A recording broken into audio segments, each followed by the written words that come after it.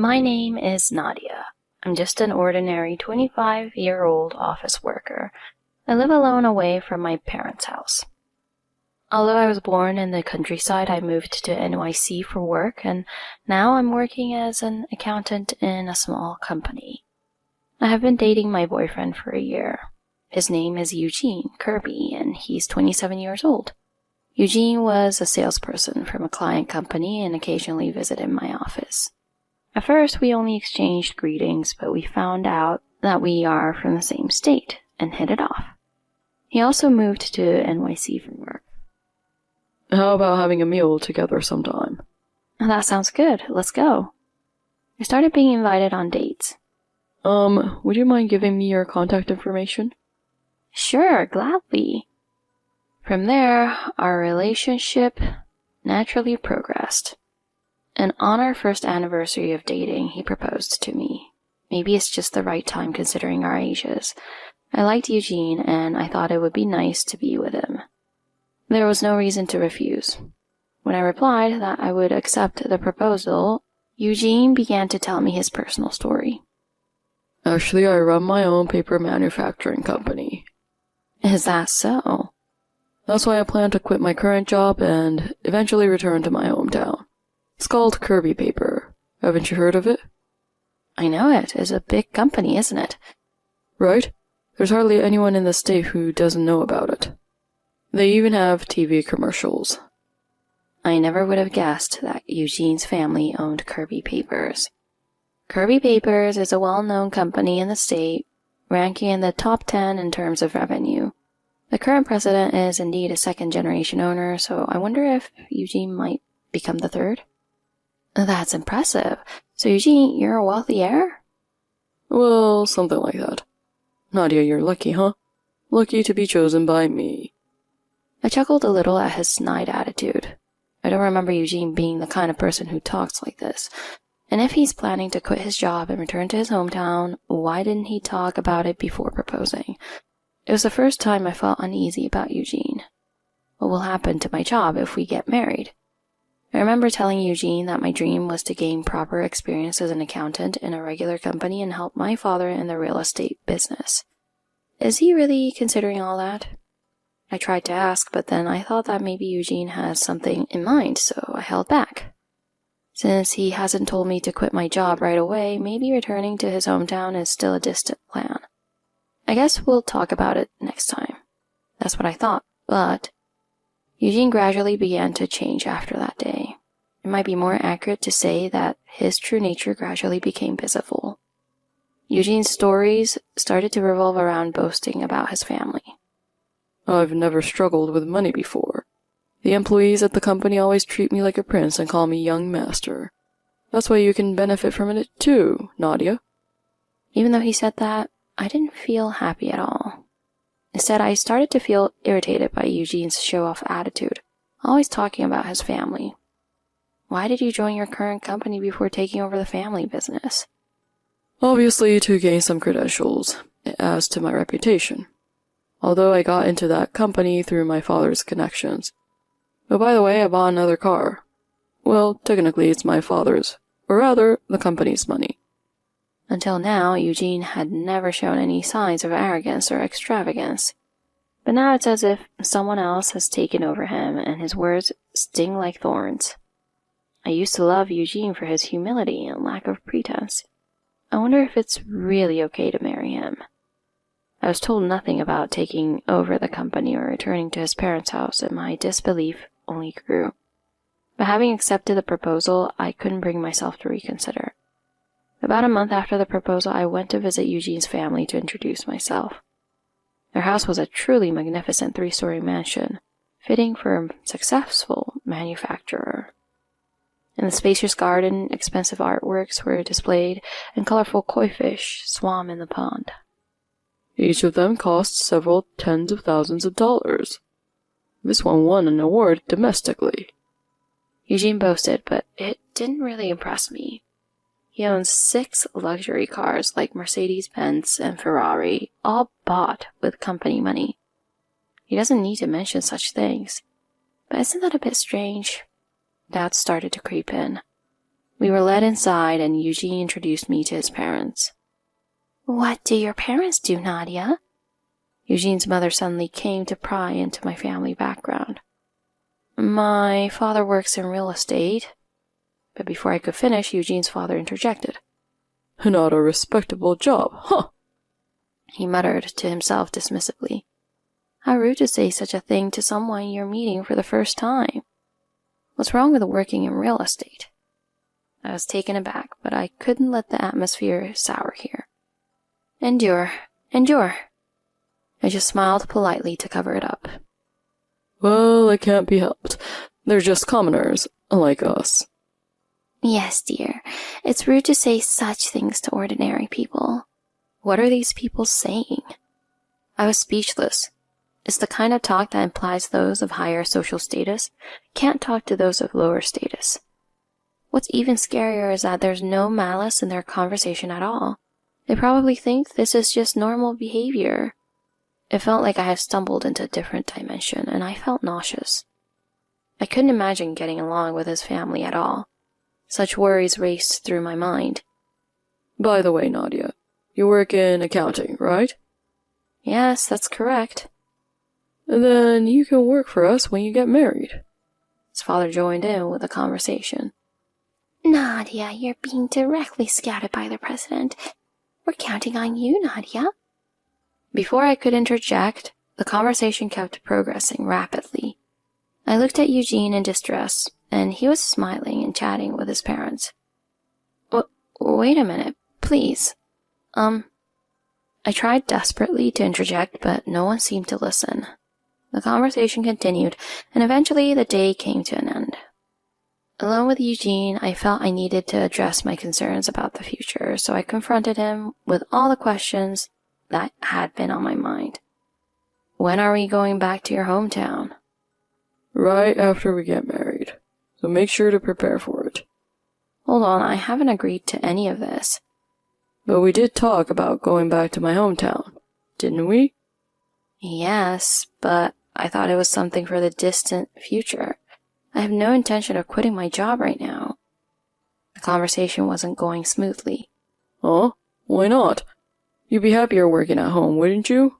My family's business is bigger than your current company. But I don't plan on quitting my job immediately. Even if you say that, it's safer and better to work at my place than at that company, don't you think? I didn't like the way he made fun of my company, and I didn't like the way Eugene thought he could get away with anything. It made me lose the desire to marry him. Such feelings grew stronger and stronger. The day after Eugene and I had this conversation, his mother called me personally. Nadia, it seems you won't be able to contribute to our family business. I can't accept just any person as my son's wife. But I don't want to quit my job right now. A job in accounting is the same anywhere. I was reprimanded by Eugene's mother in a harsh tone, which made me shrink back. Anyway, come here this week and explain it to the president properly. Understood? I hung up the phone feeling overwhelmed. I couldn't shake the feeling that things were spiraling into an irreversible mess. When I visited Eugene's family that weekend, his parents sat with their arms crossed, staring at me. Eugene, are you sure about her? We don't need someone uncooperative like her in our family. Eugene's parents freely expressed their thoughts. Upon hearing this, Eugene said, Nadia, please, quit your job and come live with us. He tried to persuade me with tears, but I couldn't bring myself to accept it. I want to keep working at my current job. Please, understand. Even if you say that, you can't have a married life while staying in NYC. I understand, but... Do you really want to get married? Well... When asked again, I couldn't honestly say yes. Eugene's parents, fed up with my indecision, said, That's enough. Please, leave. I was finally kicked out of Eugene's house. For a while after that, I didn't hear from Eugene. I felt relieved that as long as this didn't turn into a bigger issue, I didn't need to get married. Then about 2 weeks later, I received a phone call, and the tone was quite serious. My parents want to meet. I want you to come over to my place this weekend with your parents, okay? I'm thinking about discussing our future. I understood. It's off, isn't it? Even though I hesitated about marriage, I still loved you. So when I heard those words, tears overflowed. I thought we could be happy, but things turned out like this.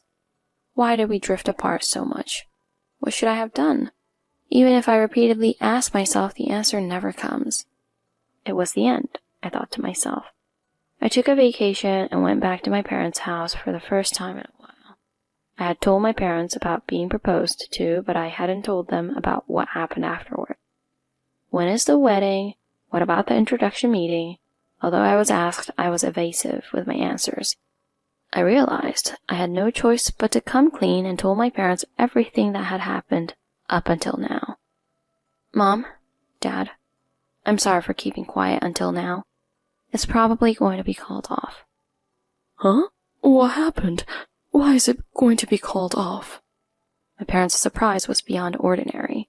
I explained everything about Eugene's parents, his change in attitude, and his treatment towards me. My parents sympathized with my painful feelings. They're selfish people, aren't they? Absolutely. They showed understanding and hugged me. If it's going to be called off, it's better to have a proper discussion about it. Yes, it's good to know things before getting married. With the words of my parents, the tension that had been building up until now suddenly released, as if a thread had snapped in my shoulders. Then a large tear rolled down my cheek. Nadia, there are plenty of men in the world. Don't worry about it. With my mother's encouragement, I somehow managed to regain my spirits.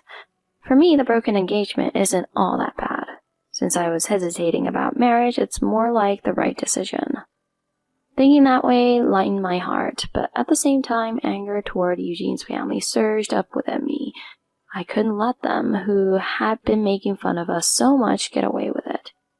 And then the day came to visit his parents' house. Eugene's parents greeted us with poker faces as if looking down on commoners. They didn't even offer tea or suggest sitting on cushions. Nadia, please forget about the marriage discussion. Eugene calmly began the conversation without any remorse. I was able to deal with the situation calmly as I had expected. I just watched Eugene without saying anything. Then Eugene's parents, as if pushing him forward, began to openly talk about how I was unsuitable for him, emphasizing that I wasn't fit for Kirby papers. Nadia, someone who doesn't want to serve her husband like you is a bit... We've come from a distinguished lineage since ancient times, so frankly your daughter isn't... My father, who had been silent until now, suddenly interrupted them and erupted into blazing anger. What do you mean? Please speak clearly without beating around the bush. Perhaps they did not like this attitude, but their expressions suddenly changed into fierce glares. Don't you understand unless I say it clearly, you pauper? We won't allow a marriage with a commoner from the countryside. How dare they use such filthy language in public? I was beyond angry. I was utterly disgusted. Even my parents sighed and exchanged glances. Talking any more would be pointless. I realized that. I see. In that case, I'll go back. Nadia, let's go home. And that's right. Upon my father's instruction, I stood up. As I was leaving, Eugene, I hope you won't regret this. I left with those parting words. Then about 2 weeks later, I received a call from Eugene's parents to my parents' house. Eugene's father sounded flustered. What's going on? He confronted my father. What do you mean? You don't want to be associated with the poor, right? I kindly ask that you don't renew the contract for the land we're renting to you next time. What did you say? To think that a big company like Kirby would associate with poor folks like us from the countryside? I apologize to the esteemed Kirby. My father runs a real estate company. He has a wide range of clients, including many companies. One of them is Kirby Papers. The parking lot for employees of Kirby Papers factory, approximately for 100 cars, along with a portion of the factory premises, is owned by my father. If that contract is broken, Kirby Papers' operation would come to a halt. Eugene's father's panicked reaction was to be expected. Why didn't Eugene's father properly remember my father, who is their business partner? He's unfit as a businessman. We can't afford such a sudden change. If such a thing were to happen, the company wouldn't be able to operate. We're also running a business, you see. Because there's a possibility we won't be able to collect the land rent, we can't lease it to you. What do you mean? We've been paying the land rent properly, haven't we?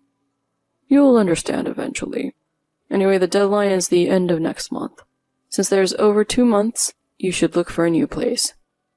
Eugene's father was speechless at my father's logical response. I will never forgive you for insulting my daughter. My father said this and hung up the phone. A few days later, the tax authorities conducted an inspection at Kirby Papers and the president's residence. There were suspicions of tax evasion, and it was completely true. Although Eugene's family bought the koi fish and cars with company money, they were all registered under the name of the president, not the company. They had been pocketing the company's profits without permission. The suspicions were tax evasion and embezzlement. Although they managed to escape criminal liability, they ended up paying nearly $10 million in back taxes, penalties, and interest. My family meticulously discussed how we would seek revenge against them. The land owned by my father, which is leased to Kirby Papers, is a crucial location that supports their operation. I bought a car with company money. From Eugene's story, I detected the smell of tax evasion. About terminating the land contract, after careful consultation with a lawyer, we reported the suspicion of tax evasion to the tax authorities.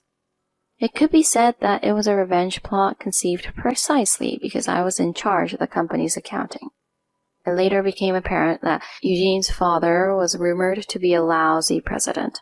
Although he inherited the company his grandfather started, he lacked both management skills and knowledge, continuing the reckless management as a typical second-generation president. And then the fatal scandal of tax evasion came to light. The company's condition deteriorated rapidly, facing terminated contracts and a mass exodus of employees, and the management seemed to be in shambles. My father anticipated this outcome and terminated the deal early.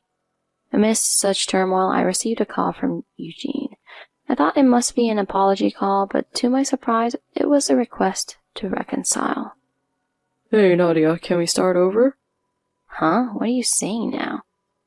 Come on, please. My family's in serious trouble right now. Please, help me out. It's laughable. Asking a poor person like me for help, what's the point? I've even quit my job, and if things continue like this, I might end up on the streets. At least can't you ask your dad if we can borrow the land temporarily? It's impossible. My father isn't running a charity, you know. I coldly pushed him away. After that, while Kirby Papers managed to avoid bankruptcy, they were refused loans from banks, and they've been barely scraping by. Still, to fall into decline so easily, it's clear they didn't manage things well, and Eugene's family didn't have any ideas to fix it. They're a family that relies on their grandfather's money and thinks they're better than everyone else. I want to see what happens in the end. Since then, I've completely cut off contact with Eugene. I didn't want to be begged, and above all, I wanted to forget quickly. And now I've started dating a new man I recently met. He's kind and respects others, a wonderful person. There are plenty of men in the world. I remember my mother's words. Nadia, would you consider being in a relationship with me, with marriage in mind? A happy confession from him. I'm slightly wary of the word marriage, but he didn't say anything and just hugged me. From now on, I want to be with him and be happy together.